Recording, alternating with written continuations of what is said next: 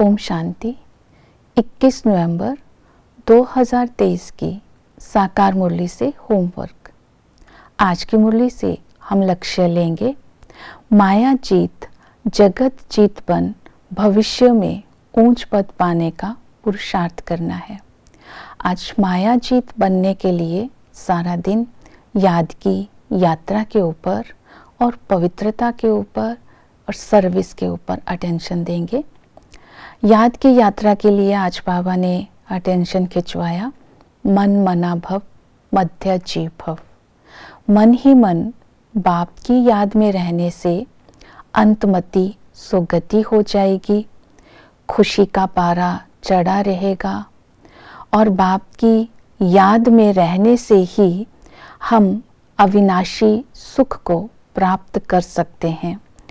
जीवन मुक्ति सेकंड में मिल सकती है। तो मन मना भव का अर्थ बाबा ने बताया, याद की यात्रा में रहकर जीवन मुक्ति को प्राप्त करना ही मन मना भव है। इसकी जो विधि बताई, तो पहली विधि है देह सहित देह के सब संबंधों को भूल अपने को आत्मा समझ बाप को याद करना है। देह को भूलने के लिए अपने आप को आज आत्म अभिमानी बनाने की प्रैक्टिस करानी है। मैं आत्मा निराकारी हूँ, निराकारी दुनिया से इस दुनिया में पाठ बजाने के लिए आई हूँ। मैं आत्मा ही पुनर्जन्म में आती हूँ। अब 84 जन्म पूरे हुए। निराकारी बन निराकारी बाप को याद करना है। बाप भी निराकारी है, पुनर्जन्म रहित है, ऊंचते ऊंच है। तो इस तरह निराकार बन निराकार को याद करने से देह के भान से मुक्त हो जाएंगे। देह के संबंधों को भूलना है। देह के संबंधों को बुद्धि से भूलने के लिए बाप के संबंधों को सारा दिन बुद्धि में रखना है कि आज ये नशा रखना है कि हम भगवान के बच्चे हैं। भक्ति मार्ग में हम गाते थे, तुम्हें वो माता जो पिता तुम्हें। वो माता पिता ने हमें संगम पर अपना बनाया है और बेहद के वर्षे का अधिकारी बनाया है। इस स्मृति में सारा दिन रहना है। टीचर के संबंध से वो हमें पढ़ाते हैं। ये ईश्वरीय पाठशाला है। हम ईश्वरीय नॉलेज से भविष्य राजधानी में ऊंच पद पाते हैं। तो इस पढ़ाई को पढ़ करके हमें ऊंच पद पाना है। अपने लक्ष्य को सारा दिन स्मृति में रखना है और सतगुरु हमें मुक्ति जीवन मुक्ति देते हैं। जब सतगुरु आकर हमें पावन बनाते हैं तो दुखों से हमें लिबरेट करते हैं और जीवन मुक्ति में जाने लायक बनाते हैं। और इसी तरह आज सारा दिन इस स्मृति में रहना है कि ये जो है रूहानी यात्रा है, ये बुद्धि से बेहद का संन्यास करने से ही रूहानी यात्रा हो सकती है।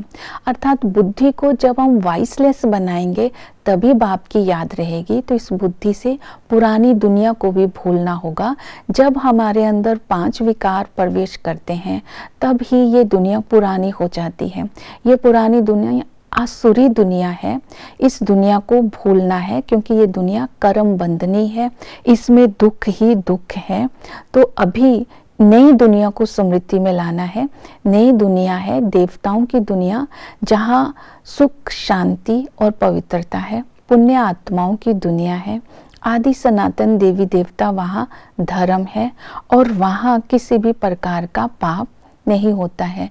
पुरानी दुनिया को भूलने के लिए सारा दिन नई दुनिया को बुद्धि में लाएंगे तो बुद्धि वाइसलेस बनती जाएगी और बाबा की याद रहेगी।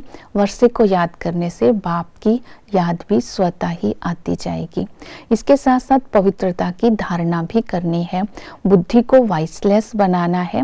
सारा दिन चिंतन करना है, हम ही सतयुग में सर्वगुण संपन्न 16 कला संपूर्ण निर्विकारी थे। अर्थात अभी दैवी क्वालिफिकेशन को बुद्धि में फिराते रहना है, याद करते रहना है। दिल शिकस्त नहीं होना है पुरुषार्थ करते समय। और हमारा जो सोचना है और कर्म दोनों ही समान होने चाहिए, उसमें अंतर नहीं होने चाहिए। ये धारणा पर अटेंशन देना है और अपने अंदर नवीनता और विशेषता के साथ सेवा करने का लक्ष्य रखना है। और बाबा ने इसमें ये भी कहा है कि सबको सुख देना है, इसके लिए सेवा करनी होगी। सेवा के लिए आज बाबा ने कहा फादर शोज सन और सन शोज फादर, और बाप को शो करने के लिए आज बाबा ने कहा तुम्हें माताओं की सभा में भी जाना है, वहाँ बताना है भीष्म पितामह को तीर किसने लगाए। और दूसरा, गीता का जो ज्ञान दिया वो युद्ध के मैदान में तो दे नहीं सकते हैं, ये सन्यासियों को बताना है कि युद्ध के मैदान में गीता पाठशाला नहीं होती है। तो सबको बाप का सत्य परिचय देना है और ये बताना है गीता का भगवान कौन है।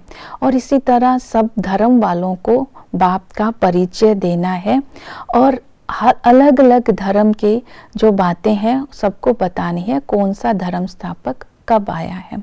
तो इस तरह सेवा भी करनी है, पवित्रता की धारणा भी करनी है, रूहानी यात्रा में भी रहना है, तो हम भविष्य में ऊंच पद पा सकते हैं। ओम शांति।